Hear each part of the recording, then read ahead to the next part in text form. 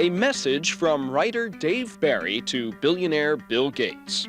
Bill, I want you to know that I'm the guy who bought version 2.0 of DOS, version 2.1 of DOS, version 2.1.1 of DOS. I bought them all, Bill. I built your house. All right, you owe me. Dave compares drinking buddies back east to Seattle's cyber geeks. It makes me think that either we're all more decadent or people here are some kind of alien life form. Dave explains the complex inner workings of computer technology. The hard drive is the thing that's in your computer that crashes. Okay, so the guy's no expert. But that hasn't stopped him from writing a book, or for that matter, setting up his own website. You want to see deformed frog pictures? The author and title character of Dave Barry in Cyberspace has something to tell you about this computerized world of ours. Whether you're a web surfing cybernaut, or if your thoughts on surfing are that it's something that only other people do and to the best of your memory looks something like this.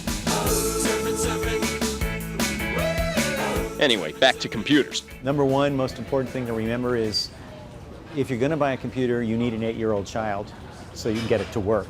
Don't try to do this yourself. If you don't have an 8-year-old child, adopt one.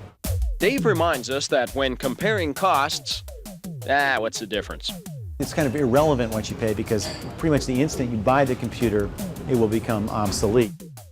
Okay, moving on to software. Maybe Dave can explain why it seems to come in so many confusing, updated versions. The analogy I would draw is like you buy a car and it has no engine or wheels or brakes, and they say, no, we'll have these things in a later version. For instance, take the old Microsoft software known as DOS. The early versions of DOS could do nothing except tell you whatever you typed in, bad command or file name. Later on, they developed much more complicated and useful things like they could say out of memory or a fatal event may have occurred.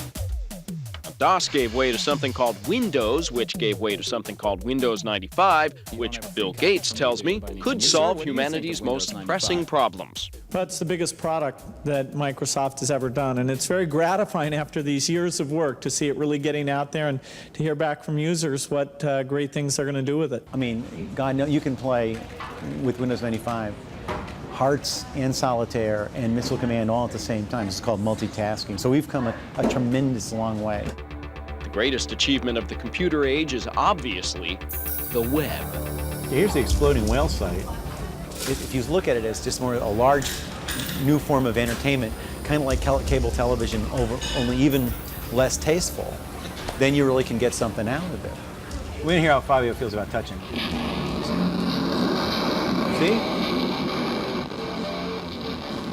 Isn't that great? If a kid has a project in the Spanish-American War due, something like that, and the library is closed, gets on the internet, and within 10, 15 minutes, he is exchanging pictures of naked women with other kids all over America. Now, that wasn't possible in our day. Kind of makes you proud to live in the computer age, doesn't it?